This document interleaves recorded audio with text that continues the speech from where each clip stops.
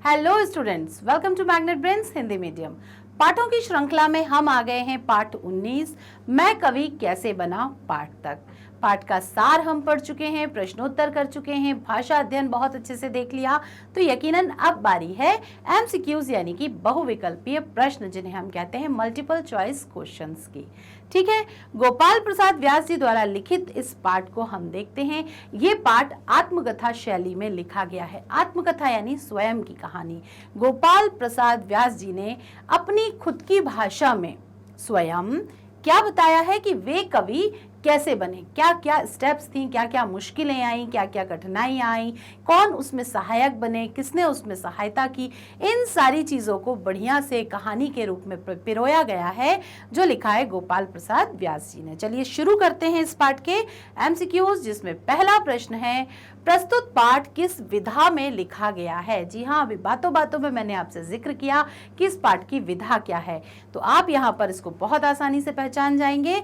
यह पाठ आत्मकथा शैली में लिखा गया है, निबंध शैली में लिखा गया है, संस्मरण शैली में लिखा गया है, या फिर एकांकी शैली में लिखा गया है। ठीक है, तो आपको देना है इसका सही जवाब, जो कि है आत्मकथा। आत्मकथा यानी स्वयं की जुबानी, स्वयं की कहानी। ठीक है, तो यहाँ पर हमने जाना आत्मकथा के बारे में। बढ़ते हैं अपने अगले प्रश्न की ओर, जो कि है यह आत्मकथा किसकी है। यानी आपने पहले प्रश्न में देखा कि किस विधा में लिखा है और इस विधा में इसे किसने लिखा है। गोपाल प्रसाद व्यास जी ने, गोपाल व्यास जी ने, गोपाल व्यास पांडे जी ने, या फिर गोपाल प्रसाद दत्त जी ने। तो अभी हमने ये दोनों चीज़ें डिस्कस की, तो मुझे लगता है बहुत ही आसान है ये आपके लिए। जी हाँ, गोपाल प्रसाद व्यास जी की ये आत्मकथा है। बढ़ते हैं अगले प्रश्न 3 की ओर। इस आत्मकथा में गोपाल जी ने किस लालसा को व्यक्त किया है। लालसा यानी होती है मन की इच्छा, मन में पनपी कोई बहुत तीव्र कामना। शिक्षक बनने की, कवि बनने की, डॉक्टर बनने की, या फिर लेखक बनने की। कवि पाठ के दौरान हमने जाना था कि वे क्या बनना चाहते थे, क्या प्रेरणा उनको प्राप्त हुई थी और वे क्या करना चाहते थे। तो जी हाँ, आपको देना है सही जवाब कि वे शिक्षक बनना चाहते थे, कवि बनना चाहते थे, डॉक्टर बनना चाहते थे, या फिर लेखक बनना चाहते थे। जी हाँ, आपकी सोच है बिल्कुल सही, वे कवि बनना चाहते थे। पाठ में ही है कि मैं कवि कैसे बना। तो अगर हम कई बार बहुत छोटी छोटी माइन्यूट सी चीजों को अपने दिमाग में रखते हैं, तो जो उत्तर होता है वो आसपास ही बुना होता है। तो छोटी छोटी चीजों को ध्यान रखना ज्यादा जरूरी है। ठीक है, बढ़ते हैं अगले प्रश्न की ओर, जो कि है चौथा। अध्यापक ने लेखक को किन शब्दों के माध्यम से कविता बनाने का गुण सिखाया। जो ये शब्द है वो गुर भी कहते हैं। गुर मतलब ट्रिक बताना। ठीक है, जैसे मैथ्स के टीचर आपको ट्रिक बताते हैं, या फिर हिंदी टीचर आपको अलंकार पहचानने की, रस पहचानने की ट्रिक बता देते हैं ना, तो वो ट्रिक जो शब्द होता है वो हिंदी में होता है गुर। तत्सम शब्दों से, तद्भव शब्दों से, तुकांत शब्दों से, या फिर देशज शब्दों से। उनके शिक्षक ने उनको एक गुर दिया था कि तुम ऐसे कोई कविता पिरो सकते हो, और वही गुर अगर आप भी आजमा लेना, यकीनन आप भी बहुत अच्छे कवि बन सकते हैं। तो जानते हैं सही उत्तर कि उनके अध्यापक ने उन्हें किन शब्दों से कविता बनाने के लिए कहा था। जी हाँ, तुकांत शब्दों से। तुकांत यानी जिनका ये जो तुक होता है अंत में, वो एक सा हो, यानी राइमिंग वर्ड्स जिसे आप कहते हो। तो तुकांत शब्द को ले लीजिए और उससे मिलते जुलते शब्द बनाते जाइए, कविता को आगे बढ़ाते जाइए। अगला प्रश्न है, जब लेखक तीसरे दर्जे में पढ़ा करते थे, तीसरे दर्जे यानी कि तीसरी कक्षा में, तब भारत का कौन सा काल था। भारत का जो काल थे वो काल अलग अलग ईयर्स में विभाजित थे। जिस समय ये तीसरे दर्जे में पढ़ा करते थे, कौन सा काल था। पुनर्जागरण काल था, जागरण काल था, भक्ति काल था, या फिर वीरगाथा काल था। उस समय का जो एक काल है वो कौन सा काल था। जी हाँ, जागरण काल था। यानी उस समय जो भी लेख, रचनाएं, कार्य हो रहे थे, वो सब के सब देश में जो भारतवासी थे उनमें उत्साह, उमंग और जोश जगाने के लिए हो रहे थे, उन्हें जागरण करने के लिए हो रहे थे कि उठो जागो, इस देश को हमें वापस पाना है, आजाद होना है, अंग्रेजों को यहाँ से दूर भगाना है। ठीक, तो देखते हैं अगला प्रश्न क्या है। लेखक के नाना जी किस क्षेत्र के एक छत्र स्वामी थे। एक छत्र स्वामी मतलब मोनोपोली जिसे हम कहते हैं, उस जगह वो कार्य करने वाला एकमात्र व्यक्ति एक छत्र स्वामी कहलाता है। ब्रज की रास लीलाओं के, ब्रज की नृत्य नाटिकाओं के, ब्रज की मंदिर समिति के, या फिर ब्रज की कृषि भूमि के। तो वो जो उनके नाना जी थे वो क्या कार्य करते थे जो वो सिर्फ अकेले ही किया करते थे? तो जवाब है ब्रज की रास लीलाओं के, जो ब्रज में कृष्ण जी बनकर और गोपियां बनकर जो रास लीलाएं रचाई जाती थी कृष्ण जी को दिखाने के लिए, कृष्ण जी का अभिनय करने के लिए, तो उसके ये एक छत्र स्वामी थे, यानी कि ये वहां पर एकमात्र व्यक्ति थे जो इस तरीके का आयोजन किया करते थे। ठीक है, बढ़ते हैं अपने अगले यानी कि 7वें प्रश्न की ओर। मथुरा में ब्रज भाषा के सुप्रसिद्ध कवि कौन थे? जिस समय ये सब जागरण काल चल रहा था गोपाल प्रसाद व्यास जी का, उस समय मथुरा में ब्रज भाषा के जो बड़ी सुंदर ब्रज भाषा में कविताएं लिखा करते थे वे कौन थे? श्री नवनीत चतुर्वेदी, श्री नवनीत भार्गव, श्री नवनीत द्विवेदी या नवनीत त्रिवेदी? तो आपको ढूंढना है इसका सही जवाब। लेखक कवि परिचय के दौरान हमने इसको देखा था, तो आप वहां से उत्तर खोज सकते हैं। नवनीत चतुर्वेदी जी सुप्रसिद्ध कवि थे। अगला है, लेखक किससे खुशामद करके अपने नाम से कविताएं बनवाने लगे? ऐसा किससे? खुशामद यानी कि चापलूसी करके, बना दो ना भाई, बना दो ना, एक बना दो ना, इस तरीके की बातें करके अपने नाम से कविताएं बनवाते थे। रामलला जी से, रामकृष्ण जी से, राम गोपाल जी से या फिर रामलाल जी से? तो आपको देना है सही जवाब। जी हाँ, जवाब है बिल्कुल सही। अपने लिए बना जा लीजिए जोरदार तालियां, क्योंकि आप बिल्कुल सही खेल रहे हैं। तो उनका जो जवाब था, जो उनका कवि थे, वे किससे कविताएं अपनी लिखवा लिया करते थे? रामलला जी से अपने नाम से कविताएं। वो रामलला जी कविताएं लिखते थे, नाम उसमें चलता था गोपाल प्रसाद जी का, और ये वाहवाही उससे बटोरते रहते थे। तो इस प्रकार हमने पढ़ा 8वां प्रश्न। आ गए हैं 9वें प्रश्न की ओर। कवि सम्मेलन में समस्या जो थी वो कितने घंटे पूर्व दी जाती थी? अब यहाँ पर समस्या का अर्थ है जो वो टास्क दिया जाता था, उसका मतलब यहाँ पर टास्क से है। तो वो जो टास्क था वो कितनी देर पहले दिया जाता था? जी हाँ, 3 घंटे, 2 घंटे, 1 घंटे या फिर आधा घंटे। इस प्रश्न का तो मुझे 100% पता है कि आपको सही जवाब मुंह जबानी याद होगा कि 1 घंटे पहले समस्या दी जाती थी। उस 1 घंटे में जो शब्द दिए गए थे उसमें तुकबंदी लगाकर और फिर कविता का निर्माण करना होता था। तो जो समस्या है, टास्क जो है, वो कितने घंटे पहले मिलता था? 1 घंटे पहले मिलता था। प्रतियोगिता के लिए स्वयं का नाम सुनकर लेखक को, यहां से बढ़ाना है आपको वाक्य आगे की ओर। काठ मार गया, रोना आ गया, सांप सूंघ गया, भीगी बिल्ली बन गया। तो आपको बताना है इसका सही जवाब कि जैसे ही लेखक ने अनाउंसमेंट में सुना कि मेरा नाम प्रतियोगिता के लिए चयन किया गया है, मेरा नाम चुना गया है, लेखक को कैसा लगा? काठ मार गया यानी वो एकदम स्तब्ध रह गए। रोना आ गया मतलब वो खुशी के मारे रोने लगे शायद, या दुख के मारे रोने लगे। सांप सूंघ गया मतलब 2 मिनट के लिए उन्हें कुछ सूझा ही नहीं। और भीगी बिल्ली बन गया मतलब वे डर गए। तो आपको देना है सही जवाब, और आपका जवाब है बिल्कुल सही। काठ मार गया यानी कुछ देर के लिए वो स्तब्ध रह गए, है ना। उनको कुछ समझ में नहीं आया कि मैं क्या करूं, हंसूं, रोऊं, अच्छा बुरा, क्या उनको महसूस हुआ। वो कुछ देर के लिए एकदम निशब्द और स्तब्ध रह गए। आगे देखते हैं, अगले प्रश्न की ओर चलते हैं, जो कि है प्रश्न 11। लेखक ने अपनी कविता कितनी देर में पूरी कर दी थी? यानी जो समस्या मिली थी, लेखक ने उस कविता को कितनी देर में बना लिया था? 15 मिनट में, 20 मिनट में, 30 मिनट में या फिर 10 मिनट में ही उन्होंने बनाकर खत्म कर दी थी? जी हाँ, आपका जवाब है तो 12 से सही। 20 मिनट में उन्होंने अपनी जो कविता थी वो पूरी कर दी थी, क्योंकि उनके शिक्षक ने उन्हें दे दिया था एक बेहतरीन सा गुर, और उस गुर को फॉलो करके, उस गुर का प्रयोग करके उन्होंने मात्र 20 मिनट में ही एक बेहतरीन कविता की रचना कर दी थी। कविता सुनाते समय लेखक किसका स्मरण कर रहा था? स्मरण का अर्थ होता है याद। स्मरण अर्थ होता है याद, किसी को याद करना। जैसे कि आप इस समय मन में किसको याद कर रहे हैं वो मैं तो नहीं जानती, लेकिन याद का अर्थ स्मरण होता है। हनुमान जी का, शंकर जी का, गणेश जी का या फिर विष्णु जी का? तो जी हाँ, हमारे कोई ना कोई आराध्य होते हैं जो कि हम जिन्हें मुश्किल में याद करते हैं। जो ये स्थिति थी कविता सुनाने की, ये उनके लिए एक मुश्किल भरा समय ही था। तो मुश्किल भरे समय में हम उस व्यक्ति को याद करते हैं जो हमारी सहायता कर सकता है, डायरेक्टली, इनडायरेक्टली, यानी प्रत्यक्ष या प्रत्यक्ष रूप से।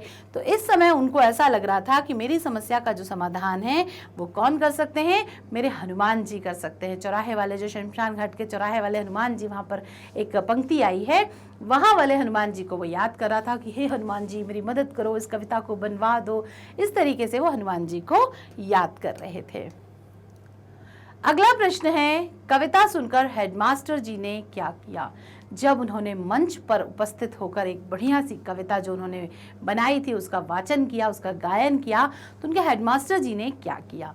मंच पर आकर उन्हें गोदी में उठा लिया, मंच पर आकर प्रशंसा की, मंच पर आकर उनकी तारीफ में गीत गाया, या फिर मंच पर आकर उन्हें इतनी अच्छी कविता बोलने के लिए धन्यवाद दिया? तो आपको देना है इसका जवाब। 1 मिनट का समय लीजिए सोचने के लिए और जल्दी से चैट बॉक्स में मुझे बता दीजिए कि इसका जवाब क्या है। जी हाँ, आपका सोच और जवाब बिल्कुल सही है। मंच पर आकर बच्चे को प्रसन्नता के साथ गोदी में उठा लिया। बढ़ते हैं अगले प्रश्न की ओर, जो कि है 14वां प्रश्न। यहाँ पर है खालिस्तान। लेखक घड़ी भर में खालिस्तान से खालिस्तान हो गए। आपको भरना है यहाँ पर आने वाला शब्द। कौन सा शब्द यहाँ आएगा? वाक्य पूरा करना है। मोची से साहूकार, चोर से साहूकार, वकील से साहूकार, या फिर दुकानदार से साहूकार। ये जो हमने वाक्य है ये पाठ में बहुत जल्दी तरक्की होने के कारण अंत में देखा था। जी हाँ, तो याद कर लीजिए कि लेखक घड़ी भर में एक अच्छी कविता सुनाने के बाद क्या हो गए थे? जी हाँ, बिल्कुल सही, चोर से साहूकार हो गए थे। यानी पहले वो कविताएं चुरा चुरा कर प्रस्तुत करते थे और एक समय ऐसा आया कि उनके पास अपने गुरुजी के बताए गुर के बाद ऐसी कविताओं का भंडार हो गया कि वे दूसरों को कविता देने में सक्षम हो गए और स्वयं इतनी अच्छी कविताएं लिखने लगे जिस गुरु उनके शिक्षक ने बताया था। तो वे चोर से साहूकार हो गए, यानी चोर उस समय वो जो कविताएं चुराया करते थे और साहूकार जिसके पास जो पैसा वगैरह होता है वो दूसरों को उधार दिया करता है। तो यहाँ पर कविता के परिक्षेप में ये बात कही गई है, चोर से साहूकार हो जाना। अगला प्रश्न देखते हैं, 15वां प्रश्न। गोपाल प्रसाद जी ने कौन कौन सी परीक्षाएं उत्तीर्ण की थीं? विशारद, प्रभाकर, साहित्य रत्न, या फिर उपरोक्त में से सभी? तो उन्होंने कौन सी परीक्षा उत्तीर्ण की थी? ये हमने लेखक परिचय के दौरान जाना था कि उन्होंने विशारद, प्रभाकर, साहित्य रत्न तीनों ही परीक्षाएं उत्तीर्ण की थी, तभी वो इतने महान साहित्यकार बने जा सके। गोपाल प्रसाद जी जाने माने खालिस्तान थे, क्या थे? पत्रकार या लेखक, व्यंग्यकार, हास्यरस कवि, या फिर उपरोक्त सभी? तो आपको बताना है कि जिस प्रकार का साहित्य हमने इनका पढ़ा है या सुना है या कविताओं का या नाटकों का जो भी हमने इनके लेखक परिचय के दौरान जाना था, उस आधार पे बताइए कि ये इनका व्यक्तित्व कैसा है। जी हाँ, आपकी सोच बिल्कुल सही है। उपरोक्त सभी यानी ये कि एक जाने माने पत्रकार थे, जाने माने लेखक थे, जाने माने व्यंग्यकार थे और ये हास्य रस के कवि थे। हास्य क्या होता है? हंसना, जिसको पढ़ के सुन के देख कर आपकी हंसी ना रुक पाए वे होते हैं हास्य रस के कवि। तो यहाँ पर अगर आप इनकी गूगल सर्च करेंगे, इनकी हास्य रस की कविताएं देखेंगे तो एक से एक हास्य रस की कविताएं भी आपको मिल जाएंगी। तो यहाँ पर गोपाल प्रसाद जी उपरोक्त सभी थे, यानी कि पत्रकार, लेखक, व्यंग्यकार और हास्य रस के कवि थे। खुशामद का अर्थ क्या है? क्या होता है खुशामद? आजकल पूरी दुनिया खुशामद में ही लगी हुई है। क्या होता है इस शब्द का अर्थ? चापलूस होता है, खुश रहने वाला। खुश से, खुशामद से यहाँ पर शब्द लिए गए, खुश करने वाला या फिर खुश दिखने वाला। जी हाँ, खुशामद का अर्थ जो आप सोच रहे हैं बिल्कुल वही है, चापलूस होता है उसका। खुशामद करना यानी चापलूसी करना। आप यहाँ पर चापलूस की जगह चापलूसी वर्ड समझ सकते हैं। चापलूसी करना, चापलूसी कर करके अपना काम निकलवा लेना, ये हर व्यक्ति का स्वभाव बनता जा रहा है। हर व्यक्ति अपने जो वास्तविक, जो ओरिजिनल वर्जन है उनका, ओरिजिनल वर्जन यानी वास्तविक रूप है, उससे हटके वो सिर्फ चापलूसी कर करके अपना काम करवाने में लगा हुआ है। तभी आगे आने वाले समय में बहुत सारी भ्रष्टाचार से संबंधित समस्याएं भी बढ़ जाती हैं।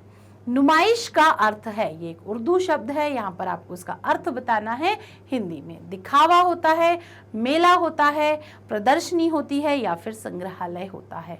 तो आपको बताना है इसका सही जवाब। और नुमाइश का अर्थ होता है प्रदर्शनी, किसी चीज को लोगों के दर्शनार्थ लगाई गई एक जो एग्जीबिशन जिसे आप कहते हैं कि सारा सामान वहां पर लगा हुआ है और लोग आकर उसको देख सकते हैं, तो वो क्या होती है?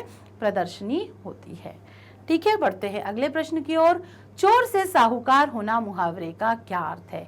एकाएक तरक्की होना, चोर की तरक्की होना, चोर का साहूकार से मिल जाना, या फिर चोर का साहूकार ही बन जाना।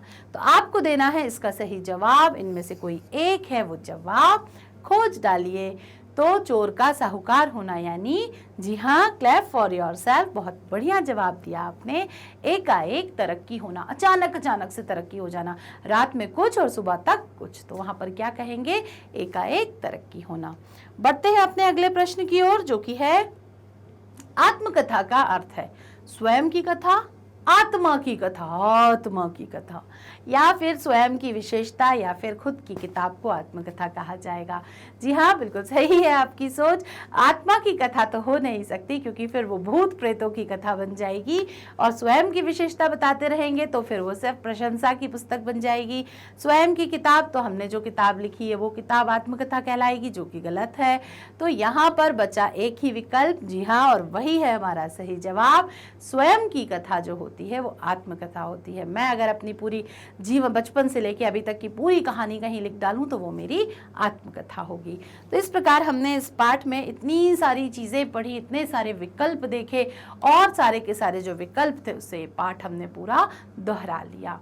तो अब करना है आपको इस पाठ की एक बार पुनरावलोकन, ताकि आप कर पाए परीक्षा और कक्षा दोनों में बहुत अच्छा प्रदर्शन, आपके अंक अच्छे आए, बुद्धि स्तर पे आपको ये पाठ समझ में आ जाए, कैसे कवि बने, कैसे तुकांत शब्दों का प्रयोग करके अध्यापक की बात मानकर, जो गोपाल प्रसाद व्यास जी हैं वो एक महान कवि, लेखक, साहित्यकार, व्यंग्यकार और हास्य कवि बन गए हैं। तो यकीन मानिए, अगर आप भी अपने शिक्षकों की बात मानते हैं तो आपको भी महान बनने से कोई नहीं रोक सकता।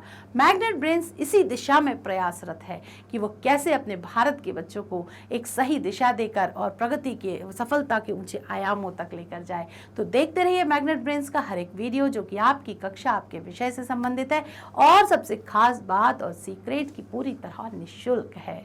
ठीक है, ये मैग्नेट ब्रेन्स आपसे किसी भी प्रकार का कोई चार्ज नहीं लेता है। तो आप इसके सभी वीडियोस बहुत अच्छे से देखिए, आत्मसात कीजिए, और परीक्षा के दौरान मुझसे सीखी हुई बातों का प्रयोग करके अच्छे अंक हासिल कीजिए। मैग्नेट ब्रेन्स आपके लिए सिर्फ इतना ही नहीं लाया है, CBSE English medium, Hindi medium, UP board और बिहार बोर्ड, साथ ही साथ सीयूईटी, एनटीएससी, ओलंपियाड और स्पोकन इंग्लिश भी। बुक्स और बुक्स का तो खजाना है। गूगल जो डिस्क्रिप्शन बॉक्स आप देख रहे हैं, यहाँ पर एक लिंक दी हुई है, उस लिंक को जैसे ही आप क्लिक करेंगे गूगल फॉर्म खुलेगा। गूगल फॉर्म को आप जैसे ही भरेंगे और सबमिट करेंगे, फॉर्म आएगा हमारे पास, आवश्यक सामग्री पहुंचेगी आपके पास। हमारे साथ बने रहने के लिए फेसबुक, इंस्टाग्राम, ट्विटर, टेलीग्राम की मदद आप ले सकते हैं। वीडियोस को लाइक, कमेंट, शेयर करना बिल्कुल ना भूलें, और शेयरिंग तो बिल्कुल भी ना भूलें। कमेंट ज़रूर करें, जो भी चीज़ें पढ़ते समय आप महसूस करते हैं, समझ में आया, नहीं आया, अच्छा लगा, नहीं लगा, सब कुछ आप मुझे कमेंट बॉक्स में बता सकते हैं, ताकि वो चीज़ें मुझे अपने आत्म सुधार के लिए बेहद आवश्यक होंगी। ठीक है, मिलते हैं अपने अगले वीडियो में। तब तक पढ़ते रहिए, समझते रहिए, समझाते रहिए, और देखते रहिए मैग्नेट ब्रेन्स। Bye bye.